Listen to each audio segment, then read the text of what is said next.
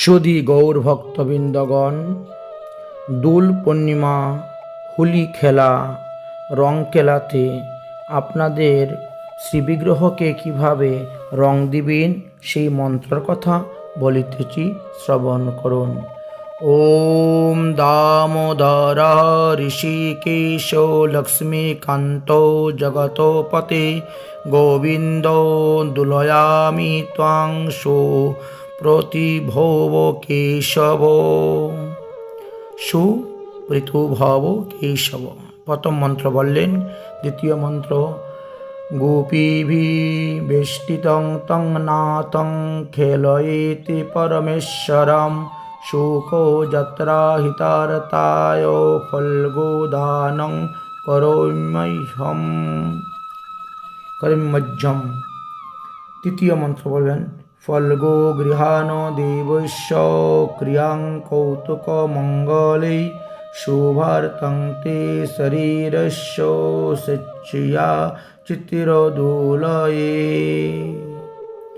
এইভাবে মন্ত্র বলে বলে রাধা গোবিন্দের চরণে, মহাপ্রভুর চরণে, শালগ্রাম, তুলসী দেবী এদেরকে আপনারা বিভিন্ন রঙের আবির অর্পণ করবেন। তিনটি মন্ত্র বলা হলো। চতুর্থ মন্ত্রে বলবেন কল্যাণং কুরু মে দেব গৃহিণী ফল্গুমোত্তমম তত্তে প্রসাদাত জগন্নাথ তব পূজা করিম্যজ্জম। এইভাবে চতুর্থ মন্ত্র উচ্চারণ করে 4 বার দিবেন।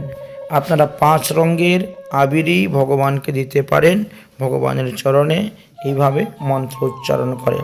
এবার 5 নম্বর মন্ত্র বলতেছি, শ্রবণ করুন।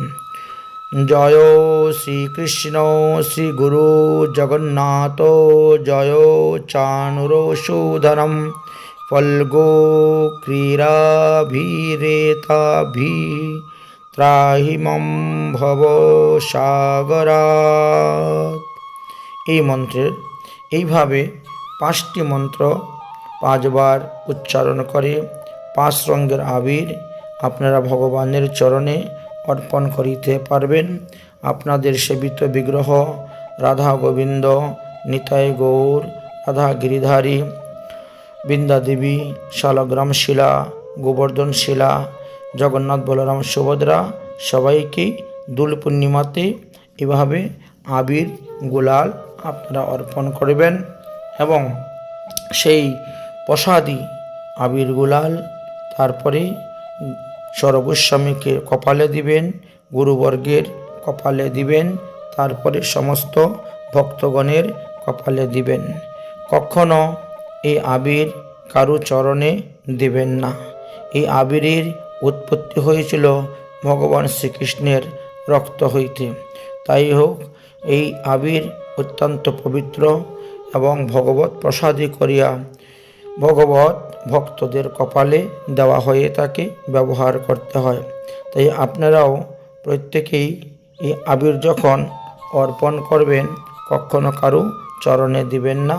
সবসময় ভগবত একমাত্র গৌরাঙ্গ, নিত্যানন্দ, অদ্বৈত এই 3 জনের চরণে দেওয়া হবে, রাধাকৃষ্ণের চরণে দেওয়া হবে, গদাধর শ্রীবাসের হস্তে বক্ষে মস্তকে দেওয়া হয় এবং শ্রীবাস পণ্ডিতের হস্ত বক্ষ মস্তকে দেওয়া হয়, সর্বস্বামীরও হস্তে বক্ষে মস্তকে, গুরুবর্গদেরও হস্ত বক্ষ এবং মস্তকে অর্পণ করা হয়ে থাকে।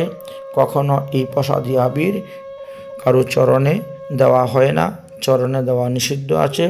এই সব কয়টি মন্ত্র একসঙ্গে আমরা এখানে আলোচনা করে আপনাদের কাছে পেশ করলাম, দিয়ে দিলাম। আপনারা সেই অনুসারেই দোল পূর্ণিমাতে, গৌর পূর্ণিমাতে, গৌর জয়ন্তীতে রাধা গোবিন্দ, রাধা গিরিধারী, রাধা দামোদর, নিতাই গৌর এর শ্রীচরণে আপনারা আবির অর্পণ করবেন।